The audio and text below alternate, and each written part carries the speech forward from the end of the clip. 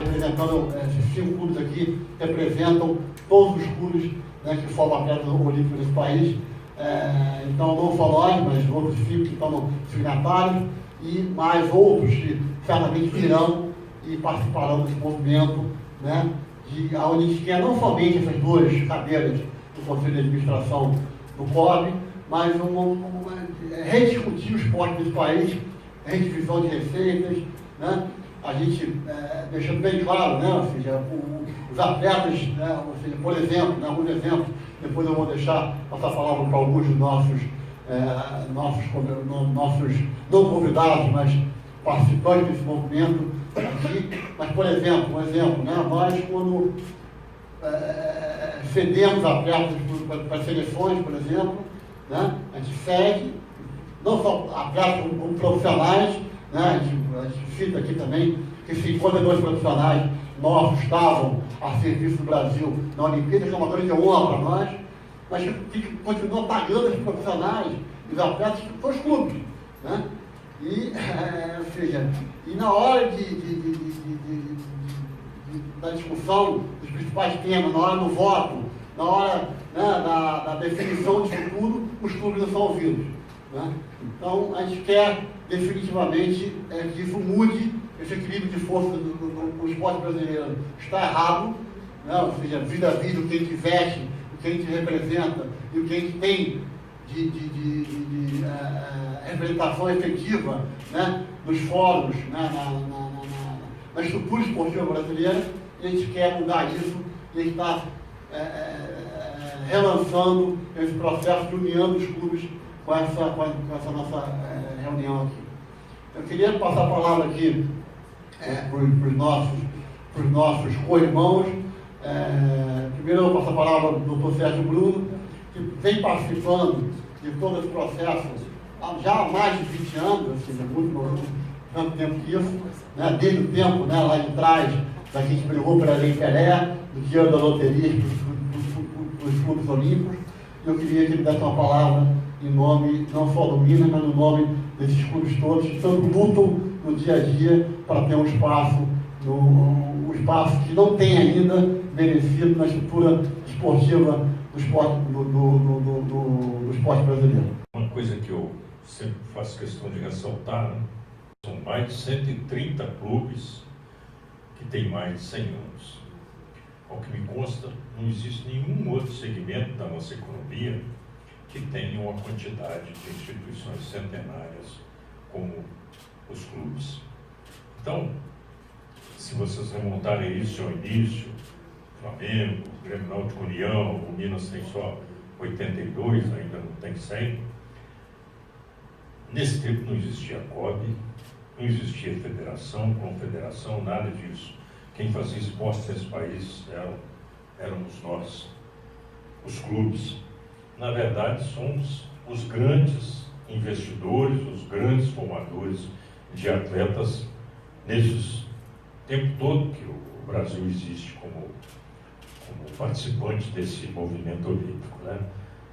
Só dando números rápidos, né? Em Pequim, 77% dos atletas brasileiros que participaram das Olimpíadas eram oriundos de clube. É simplesmente ser ouvidos e ser reconhecidos, certo? Nós não estamos aqui para brigar com ninguém, não estamos aqui para solapar nada, pelo contrário. E a pergunta que eu coloco é o seguinte: por que não os clubes não participarem? Os atletas tiveram o direito de ter voz, ótimo, mas os atletas são formados por nós, clubes. Então, nada contra os atletas, muito antes, pelo contrário. Mas por que os clubes são alijados disso? Se nós somos realmente um player muito importante nessa estrutura do esporte que está aí.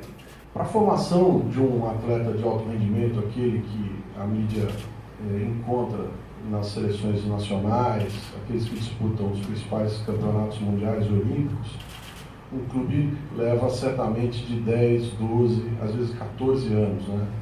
os garotos eles entram nas escolinhas de base com 4, 6, 7, às vezes 8 anos de idade, dependendo da modalidade, e despontam para as competições realmente de alto rendimento com 17, 18, 19, às vezes um pouco mais. Então são anos de investimento, anos de acolhimento, anos de trabalho executados pelos clubes esportivos, pelos clubes olímpicos, pelos clubes formadores. A cultura esportiva brasileira, ela é oriunda dos clubes, os clubes são mais antigos do que tudo isso. São os clubes que entendem exatamente o que acontece no chão de fábrica, na beira das piscinas, nos gramados, nas quadras, nos tatames, nas raias, nas pistas de atletismo. Aquela conversa de técnico-atleta na intimidade, nos detalhes, eles só têm lá nos clubes. Por que os clubes não podem participar das decisões estratégicas, das grandes discussões, das divisões das verbas? O que deve ir para a confederação A, B ou C? Participar de convocações, decisões realmente, não simplesmente técnicas, mas as decisões estratégicas. Os clubes são realmente instados e utilizados e chamados para participar da parte operacional. Todos os nossos supervisores, coordenadores técnicos, esportivos, eles são chamados e utilizados pelas estruturas das confederações, das federações e do Comitê Olímpico Brasileiro. Não existe nenhum chamamento aos clubes. Os clubes, os dirigentes de clubes e aqueles que realmente põem o valor lá, eles não são chamados. Nós temos que buscar com muita tranquilidade, muita altivez e muita objetividade a participação nesse processo. Tudo pode ser rediscutido. Nós ouvimos do COB agora recentemente na carta que recebemos em resposta à nossa reivindicação de participação das 2 cadeiras no Conselho de Administração, que o Estatuto pode ser reformado a cada 24 meses. Ora, é um avanço. A colocação dos atletas é um avanço, mas os clubes que são os verdadeiros patrocinadores desses atletas, que entram com a parte do leão desde a formação até o alto rendimento, eles não tiveram voz. O estatuto foi refeito, foi votado em prazo recorde, em menos de 40 dias. Houve aquele engasgo com a questão da colocação dos atletas, que nós somos favoráveis sim, porque eles fazem parte do sistema, porém, em momento nenhum, os clubes foram chamados e ouvidos. O que nós estamos discutindo aqui, e que nós temos discutido já há algum tempo, é o foco. O foco foi totalmente invertido, como o foco de todas as coisas nesse país foi invertido. Os conceitos de sociedade, de cidadania, tudo está invertido nesse país. Está no nosso DNA o esporte. Somos todos, tenho certeza, todos aqui, somos apaixonados por esporte. Nós procuramos fazer o esporte com seriedade e com muita firmeza. Todos aqui tenho certeza disso. Mas ao longo dos anos, esse foco foi mudando. Nós passamos a ficar quase que como vilões. Né? E com essas últimas transformações e esses últimos acontecimentos que vocês todos estão acompanhando na imprensa, chega-se à conclusão que o Sistema Nacional de Esporte, hoje, principalmente esportes olímpicos, está falido, ruiu, não funciona mais. O que se discute aqui nós que temos o expertise, os clubes que são centenários, nós temos a expertise de colaborar para a construção de um novo Sistema Nacional de Esporte.